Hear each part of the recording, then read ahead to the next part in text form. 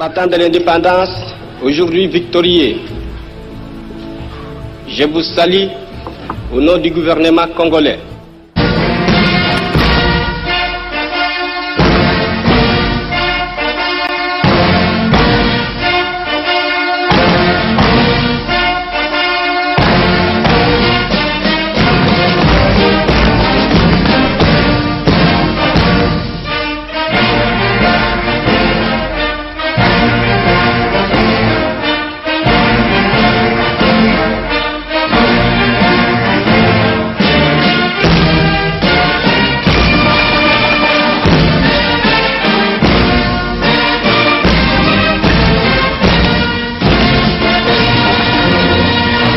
Congolaises, Congolais, mes très chers compatriotes, je m'adresse solennellement à vous en ce jour dans un contexte exceptionnel en rapport avec la situation sécuritaire que connaît notre pays dans sa partie orientale. Ce contexte d'agression et d'occupation des territoires dans le Nord Kivu est perpétré par le groupe terroriste dit du M23 avec l'appui avéré en hommes et en logistique du Rwanda.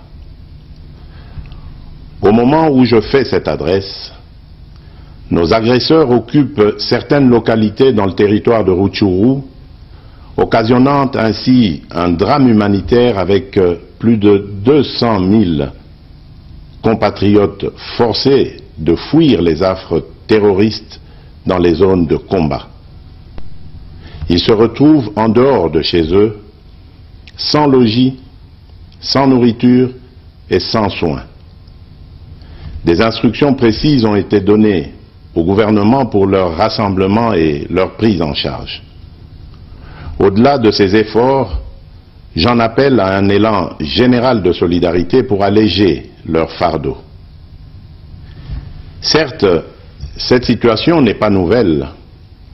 En effet, depuis plusieurs décennies, des groupes armés nationaux et étrangers écument l'est de notre pays en y commettant des atrocités innombrables sur fond d'exploitation illégale de nos ressources naturelles.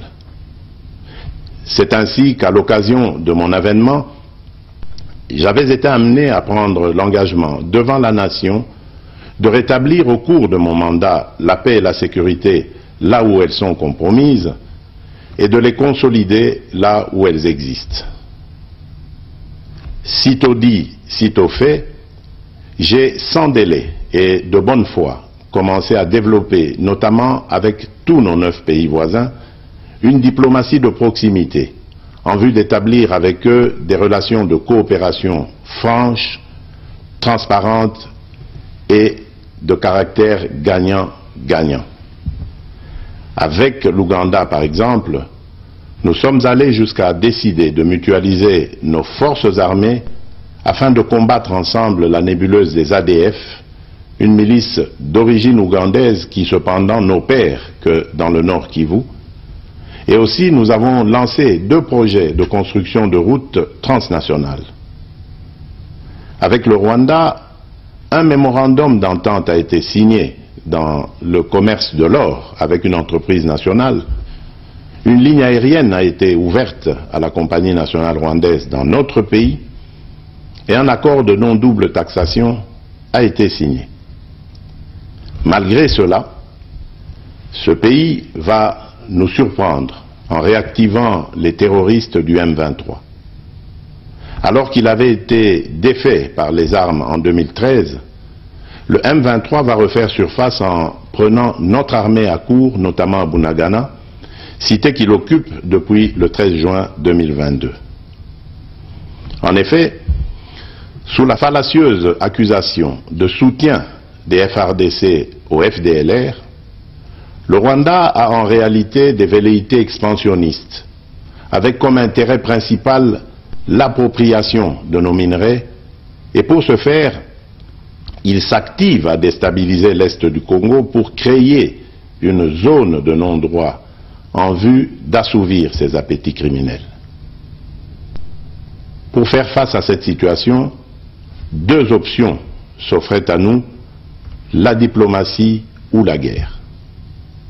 j'ai résolu de privilégier la première option, quitte à en venir à la seconde, faute de résultats. L'option diplomatique a donc été mise en œuvre. C'est ici l'occasion pour nous de rappeler que notre attachement à la recherche de la paix par des voies pacifiques n'est aucunement un signe de faiblesse, moins encore un aveu d'une incapacité de notre pays à s'inscrire dans une logique de guerre totale contre tous ceux qui continuent à abuser de notre patience, mais plutôt une expression de notre culture de paix et de notre identité légendaire de peuple hospitalier. C'est ainsi que dès le 20 juin 2022, j'ai pris part aux travaux du 3e conclave des chefs d'État membres de la Communauté d'Afrique de l'Est à Nairobi, au Kenya, qui avait comme agenda l'examen de la situation sécuritaire dans l'Est de notre pays. À l'issue de ce forum, les dirigeants des pays membres de la Communauté d'Afrique de l'Est sont tombés d'accord sur le déploiement d'une force régionale pour imposer la paix dans l'Est de la République démocratique du Congo. Le sommet a appelé à une cessation immédiate de toutes les hostilités à l'est de notre pays et a demandé à tous les groupes armés, tant étrangers que locaux, à déposer les armes immédiatement et sans condition et à s'engager dans le processus politique. Le 6 juillet 2022, j'ai accepté de rencontrer à nouveau le président du Rwanda, cette fois à Luanda, sous l'égide du président Joao Lourenço, sous couvert de la Conférence internationale des régions des Grands Lacs africains, la CIRGL. Il en est sorti une feuille de route qui stipule entre autres objectifs normaliser les relations politiques et diplomatiques entre la République démocratique du Congo et le Rwanda. Et pour y parvenir, la première action retenue, arrêt des hostilités et retrait du M23 des positions occupées conformément au communiqué final de Nairobi. Une fois de plus, aucune avancée sur le terrain de la paix attendue par notre population n'a été observée. La dernière activité diplomatique en date a été la rencontre avec le président Paul Kagame autour du président français Emmanuel Macron et à l'initiative de ce dernier, en marge de l'Assemblée générale des Nations unies à New York. Ici également, pour l'essentiel, il a été acté le principe d'un cessez-le-feu immédiat et du retrait inconditionnel du M23 des positions qu'il occupe. Toujours sans résultat tangible sur le terrain. Mes chers compatriotes, comme vous pouvez le constater, malgré notre investissement et les efforts fournis dans cette optique, la paix et la sécurité ne sont pas au rendez-vous. Garant de l'indépendance, de l'unité nationale et de l'intégrité territoriale, je réitère mon engagement constitutionnel de défendre la patrie jusqu'au sacrifice suprême. Mes très chers compatriotes, ne doutons jamais qu'ensemble réfléchis et engagés, nous puissions changer le monde. À vous, nos vaillants soldats, vous qui avez pris l'engagement de servir sous le drapeau, je vous invite ici au sens élevé du patriotisme en ce temps particulièrement exceptionnel de notre histoire, de défendre notre pays, de protéger l'intégrité de son territoire et d'assurer la sécurité des Congolaises et des Congolais contre toute agression ou attaque d'où qu'elle vienne. À vous, mes très chers compatriotes, la guerre qui nous est imposée par nos voisins exige de chacun de nous des sacrifices. C'est le moment de taire nos divergences politiques pour défendre tous rassemblés notre mère patrie. Notre histoire et notre marche commune ont sans cesse démontré que loin de s'effondrer, notre nation et son peuple ont toujours relevé ce genre de défis et nous en sommes toujours sortis victorieux. Restons tous unis et solidaires derrière nos forces de défense et de sécurité. La situation actuelle, loin de nous affecter, n'est qu'une épreuve de plus que nous allons surmonter pour raffermir davantage notre unité.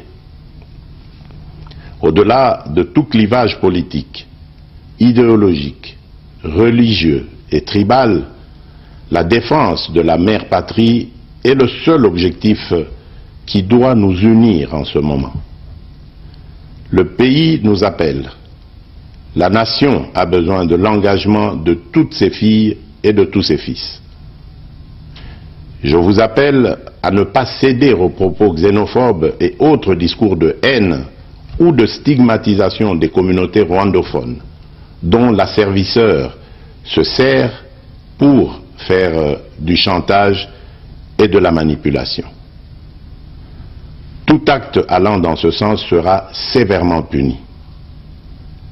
En réponse à la forte demande de la jeunesse, j'invite celle-ci à s'organiser en groupe de vigilance en vue d'appuyer et d'accompagner et de soutenir nos forces armées, nos forces de défense dans l'accomplissement de leur noble mission. C'est ici l'occasion de mettre en garde tous les traîtres civils ou militaires et autres brebis galeuses qui servent les intérêts de l'ennemi. Ils seront exposés à la rigueur de la loi en ayant le juste châtiment que mérite ce genre de comportement. En outre, tout en renouvelant mon appel lancé à nos jeunes qui en ont la vocation de s'enrôler massivement dans nos forces armées.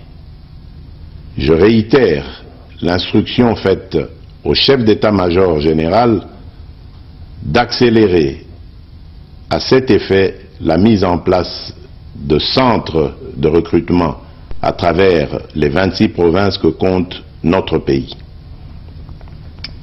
Chers compatriotes, nous devons ensemble avoir conscience que nul autre que nous-mêmes ne viendra sauver notre nation et que cela exige de chacun de nous une mobilisation tous azimuts. Que Dieu bénisse la République démocratique du Congo. Je vous remercie.